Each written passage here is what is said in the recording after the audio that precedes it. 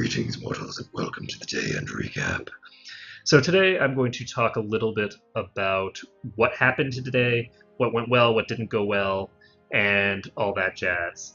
So the first thing that did not go well was the idea of putting my people here.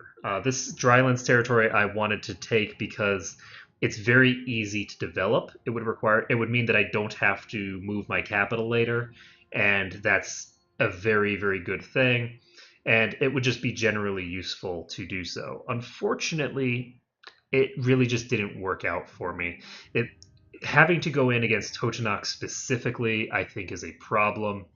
In addition, you don't really make a lot of money off the start because this inland center of trade here cripples the amount of money that you can make because the Pueblo control it, and so you don't have any trade power in the node. With your ships, you're still not getting enough trade power to really be potent. Whereas down here, we've got the same amount of trade power total, or sorry, same amount of trade, but we control substantially more of the node. So anyway, moving along, we want to get a couple of key alliances that are pretty. I think that the Quiche Shu alliance is important. I think if Quiche allies anyone other than Shu or potentially these guys up here um, at the very start of the game, I think that's a problem, and I just restart. If Quiche doesn't get an ally anywhere, you can just annex them and then go attack someone else. But if they ally someone who isn't one of those, I'd probably just restart. I think that this is a really good opening gambit to take this territory and grab Shu at the same time as a vassal. So I don't know, but these kinds of alliance chains have been very important in figuring out how to exploit what alliances exist on the field is also important. And I do think that if I started again from Tamaulipas, I'd probably do a better job now. I think that I have more insight into what needs to happen, who is a viable target, who is not a viable target, things of that nature. But that said, for now, we're going from this Chortley place, and hopefully that will continue to work well for us.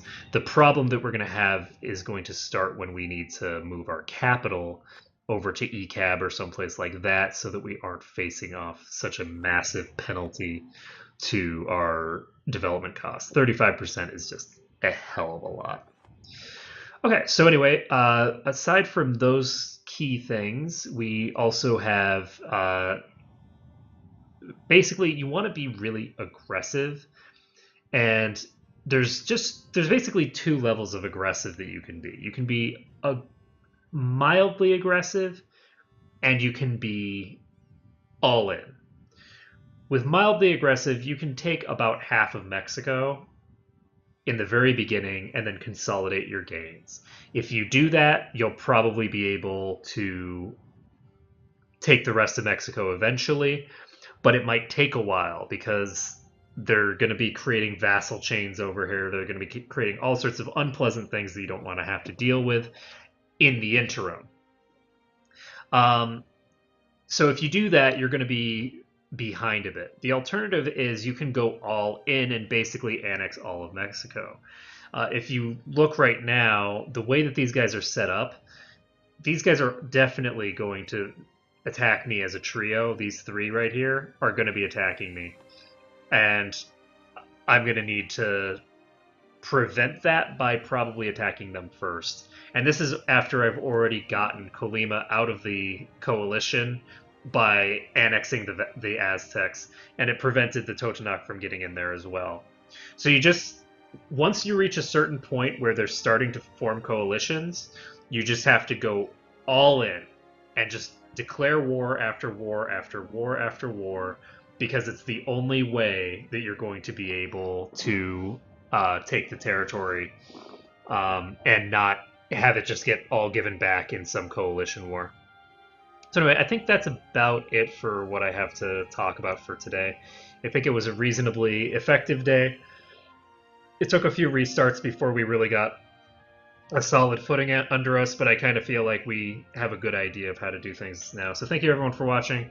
It has been a pleasure to make this for you, and I hope to see you all again next time.